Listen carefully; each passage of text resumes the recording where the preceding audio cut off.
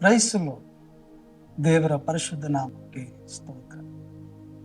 ಪ್ರಿಯರೇ, ಕ್ರಿಸ್ಮಸ್ ಹಬ್ಬದ ತಿಂಗಳಿಗೆ ನಿಮ್ಮನ್ನು ಸ್ವಾಗತಿಸೋನಾಗಿದ್ದೇನೆ. ಬನ್ನಿ ದೇವರ ವಾಕ್ಯನ ಓದಿಕೊಳ್ಳೋಣ. ಯೆಶಾಯನ ಪ್ರವಾದನೆ ಗ್ರಂಥ 7ನೇ ಅಧ್ಯಾಯ 14ನೇ ವಚನದಿಂದ. ಇದರಿಂದ ಕರ್ತನು ತಾನೇ ನಿಮಗೆ ಒಂದು ಗುರುತನ್ನು ಕೊಡುವನು. ಇಗೋ, ಒಬ್ಬ ಕನ್ನಿಕೆಯು ಗರ್ಭಿಣಿಯಾಗಿ ಮಗನನ್ನು ಹಡಿದು ಅವನಿಗೆ ಇಮ್ಮಾನುವೇಲೆಂದು ಹೆಸರಿಡುವಳು. ಪ್ರಿಯರೇ, ಪ್ರವಾದಿಯಾದಂಥ ಯೆಶಾಯನ ಮೂಲಕವಾಗಿ ಯೇಸು ಕ್ರಿಸ್ತನ ಜನನದ ಗುರುತನ್ನ ಸ್ವಾಮಿ ಮುಂಚಿತವಾಗಿ ತಿಳಿಸೋದನ್ನು ನಾವು ನೋಡ್ತಾ ಇದ್ದೀವಿ. ಯೆಶಾಯನು ಪ್ರವಾದಿಸುತ್ತಿದ್ದಾನೆ, ಒಬ್ಬ ಕನ್ನಿಕೆಯು ಗರ್ಭಿಣಿಯಾಗಿ ಒಬ್ಬ ಮಗನನ್ನ ಹೆರುವಳು, ಆತನಿಗೆ ಇಮ್ಮಾನುವೇಲ್ ಎಂಬುದಾಗಿ ಹೆಸರಿಡುವಳು ಎಂಬುದಾಗಿ. ಒಬ್ಬ ಕನ್ನಿಕೆ ಎಂಬುದಾಗಿ ದೇವರು ಯೆಶಾಯನ ಮೂಲಕವಾಗಿ ತಿಳಿಸ್ತಿದ್ದಾನೆ. ಪ್ರಿಯರೇ, ಯೇಸು ಕ್ರಿಸ್ತನ ಜನನವು ಪರಿಶುದ್ಧವಾದದ್ದು. ಆತನ ಜನನದಲ್ಲಿ ಯಾವುದೇ ಪಾಪವು, ಯಾವುದೇ ಅಪವಿತ್ರವೂ ಇಲ್ಲದೆ ಪರಿಶುದ್ಧವಾಗಿ ಯೇಸು ಕ್ರಿಸ್ತನು ಹುಟ್ಟು ಬಂದಿದ್ದಾನೆ. ಯಾಕಂದ್ರೆ ಮದುವೆ ಆಗದೆ ಇರುವಂತ ಸ್ತ್ರೀಗೆ ಕನ್ಯೆ ಎಂಬುದಾಗಿ ಕರೆಯಲ್ಪಡುತ್ತದೆ. ಅಂದ್ರೆ ಮದುವೆ ಪ್ರಾಯದಲ್ಲಿರುವಂತ ಒಬ್ಬ ಸ್ತ್ರೀ ಆ ಮದುವೆ ಏಜಲ್ಲಿ ಅಥವಾ ಮದುವೆ ಆಗದೆ ಒಬ್ಬ ಪುರುಷನ ಜೊತೆ ದೇಹ ಸಂಪರ್ಕ ಇಲ್ಲದೆ ಇರುವಂತ ಸ್ತ್ರೀಗೆ ಕನ್ಯೆ ಎಂಬುದಾಗಿ ಕರೆಯಲ್ಪಡುತ್ತದೆ. ಆದ್ರಿಂದ ಯೇಸು ಕ್ರಿಸ್ತನು ಕನ್ನಿಕೆ ಗರ್ಭದಲ್ಲಿ ಹುಟ್ಟು ಬಂದಿದ್ದಾನೆ. ಯಾವುದೇ ಮನುಷ್ಯ ಸಂಕಲ್ಪ ಆಗಲಿ, ಯಾವುದೇ ಶರೀರ ಸಂಬಂಧವಾಗಲಿ ಹುಟ್ಟದೆ ಪರಿಶುದ್ಧಾತ್ಮನ ಶಕ್ತಿಯಿಂದ ಯೇಸು ಕ್ರಿಸ್ತನು ಒಬ್ಬ ಕನ್ನಿಕೆ ಗರ್ಭದಲ್ಲಿ ಜನಿಸಿ ಈ ಲೋಕ ರಕ್ಷಕನಾಗಿ ಬಂದಿದ್ದಾನೆ. ಯೆಶಾಯನು ಹೇಳ್ತಿದ್ದಾನೆ, ಒಬ್ಬ ಕನ್ನಿಕೆಯು ಒಬ್ಬ ಮಗನನ್ನು ಹಡಿಯುವಳು, ಆತನಿಗೆ ಇಮ್ಮಾನುವೇಲ್ ಎಂಬುದಾಗಿ ಹೆಸರಿಡುವಳು ಎಂಬುದಾಗಿ.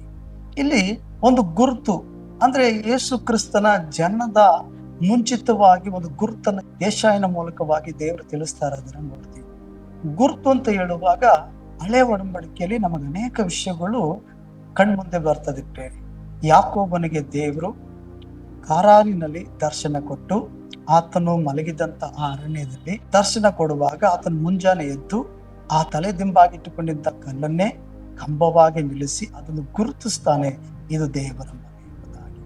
ನಾವು ನೋಡ್ತೀವಿ, ಈಸಾಕನ ಜೊತೆ ಒಡಂಬಡಿಕೆ ಮಾಡ್ಕೊಳ್ಳೋದಕ್ಕಾಗಿ ಅಬೀಮೆಲೆಕನು ಬರ್ತಾನೆ. ಅವರಿಬ್ಬರು ಒಂದು ಗುರುತನ್ನು ಮಾಡ್ಕೊಳ್ತಾರೆ. ಲಾಬಾನನು ಯಾಕೋಬನು ಒಂದು ಗುರುತನ ಮೂಲಕವಾಗಿ ಪ್ರಮಾಣ ಮಾಡಿಕೊಳ್ಳುತ್ತಾರೆ. ನೋಡಿ, ಇಸ್ರಾಯೇಲ್ನಲ್ಲಿ ಒಂದು ಗುರುತನ್ನ ಏರ್ಪಡಿಸ್ತಿದ್ರು. ದೇವರು ಮಾತನಾಡಿದ್ದನ್ನ, ದೇವರು ಮಾಡಿದ್ದನ್ನ, ದೇವರು ನಡೆಸಿದ್ದನ್ನ ಮುಂದಿನ ಪೀಳಿಗೆಗೆ ತಿಳಿಸುವುದಕ್ಕಾಗಿ ಅದು ಸಾಕ್ಷಿಯಾದಂತ ಒಂದು ಗುರುತಾಗಿತ್ತು.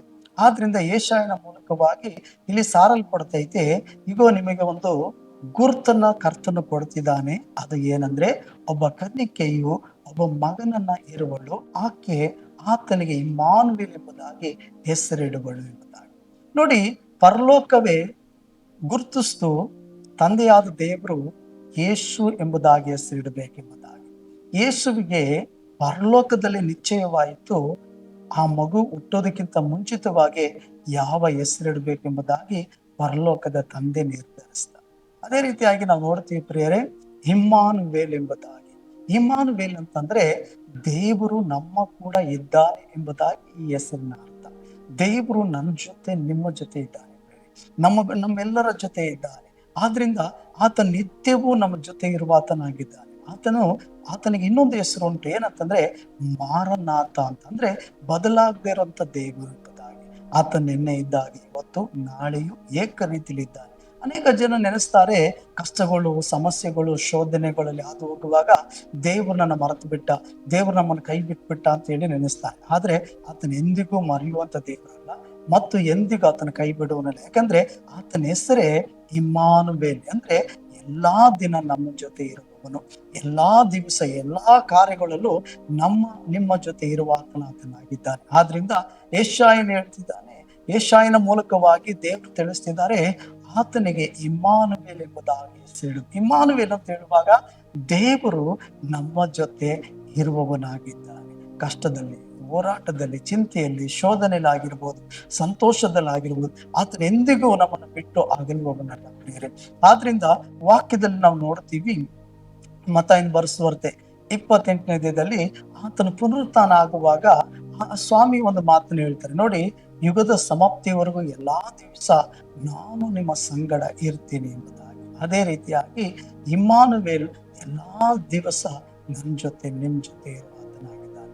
ಇಮ್ಮಾನುವೇಲ್ ಯಾವಾಗಲೂ ನಮ್ಮನ್ನ ಕಾಯುವಾತನು, ಕಾಣುವಾತನು ಮತ್ತು ನಮ್ಮನ್ನು ನಡೆಸುವಾತನಾಗಿದ್ದಾನೆ. ಆದ್ರಿಂದ ದೇವರು ಯೆಶಾಯನ ಮೂಲಕವಾಗಿ ಯೇಸು ಕ್ರಿಸ್ತನ ಜನನವನ್ನ ಮುಂಚಿತವಾಗಿ ಒಂದು ಗುರುತನ್ನು ಕೊಟ್ಟು ಹೇಳ್ತಿದ್ದಾನೆ. ಒಬ್ಬ ಕನ್ನಿಕೆಯು ಗರ್ಭಿಣಿಯಾಗಿ ಒಂದು ಮಗುವನ್ನು ಹಡೆಯುವಳು, ಆಕೆ ಇಮ್ಮಾನುವೇಲ್ ಎಂಬುದಾಗಿ ಹೆಸರಿಡು. ಇದು ಗುರುತು. ಆದ್ರಿಂದ ನಮ್ಮ ಜೀವಿತದಲ್ಲೂ ದೇವರ ವಾಗ್ದಾನ ಮಾಡುವಾಗ, ದೇವರ ಕಾರ್ಯಗಳು ನಡೆಸುವಾಗ ನಾವುಗಳು ಕೂಡ ಗುರುತನ್ನ ದೇವರು ನಮಗೆ ಕೊಡುವ ಆತನಾಗಿರ್ತಾನೆ. ನಾವು ಅನೇಕ ಸಾರಿ ಅದನ್ನ ಗಮನಿಸಲ್ಲ.